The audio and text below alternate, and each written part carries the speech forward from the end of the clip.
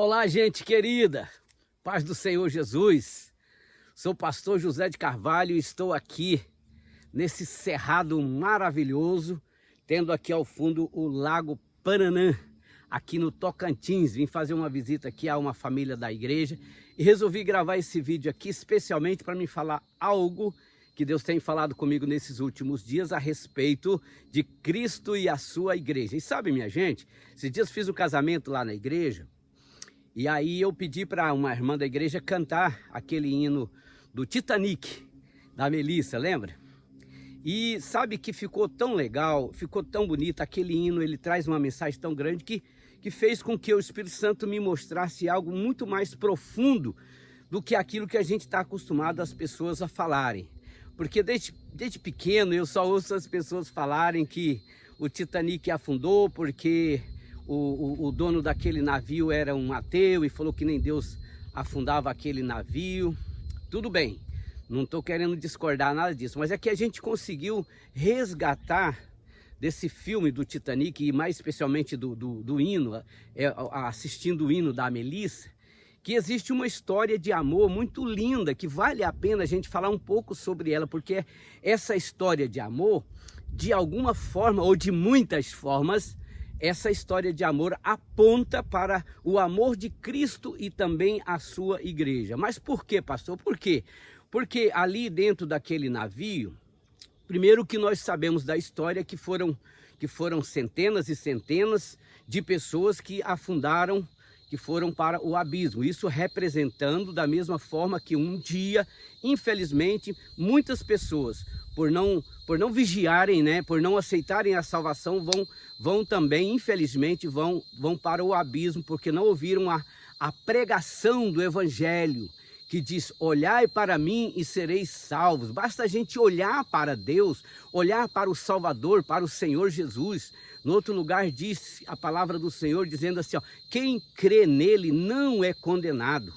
Então é só crer no Senhor Jesus, mas diz também, quem não crê está condenado. Então não é questão de que Deus vai condenar, está condenado porque cai sobre nós o pecado original, né? O pecado que veio dos nossos pais. Mas o assunto que a gente quer falar hoje é um pouco diferente, porque da mesma forma que de repente surgiu ali naquele navio uma pessoa, né? um forasteiro, alguém muito simples, e através dessa pessoa existe uma salvação, né?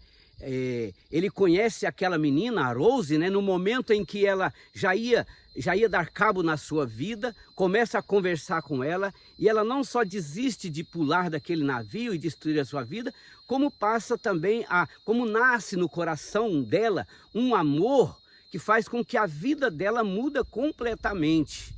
Isso nós precisamos entender o seguinte, que da mesma forma que dentro daquele navio, ninguém acreditaria naquele amor que veio através de um forasteiro, de uma pessoa simples, assim é o reino de Deus. O Senhor Jesus também é desacreditado porque a gente prega a palavra do Senhor, fala que é só crer no Senhor. As pessoas, eles estão tão tranquilos na sua vida, tranquilo, que eles não param para pensar. Então, o primeiro ponto que eu acho interessante, que eu quis dizer aqui para vocês, é sobre a questão de repente, o nascimento de um grande amor dentro daquele navio e a salvação de uma vida. Eu posso dizer que, de alguma forma, aquela linda moça do filme, né, a Rose, aquela atriz, ela representa a igreja do Senhor Jesus. Por que eu falo isso?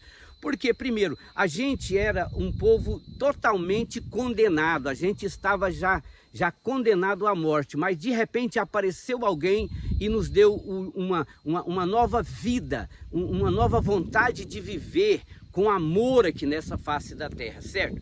E o outro ponto fundamental que eu acho também bastante interessante, que o Jack, né, o Jack Dawson, ele não só salvou a vida da Rose, como também ele continuou amando-a e orientando-a. Lembra? Aquele desespero ali das águas subindo e salva aqui, salva ali, vence uma barreira, vence outra barreira, e ele sempre ali mostrando, salvando, carregando ela até aquele ponto que tinha que escolher, ou ele seria salvo, ou era a vida dele, ou era a vida dela. E o que ele fez? ele fez com que ela vivesse e ele morreu.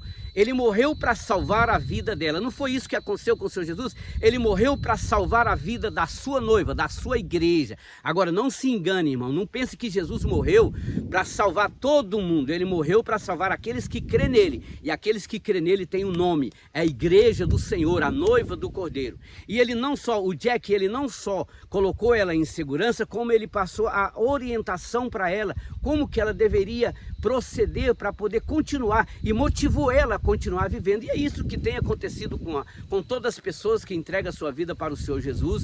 Eles recebem uma motivação para continuar vivendo, não mais aquela vida antiga, conforme os seus pensamentos, mas uma vida nova, seguindo o direcionamento daquele que nos salvou, que é o Senhor Jesus. Olha que coisa legal, né?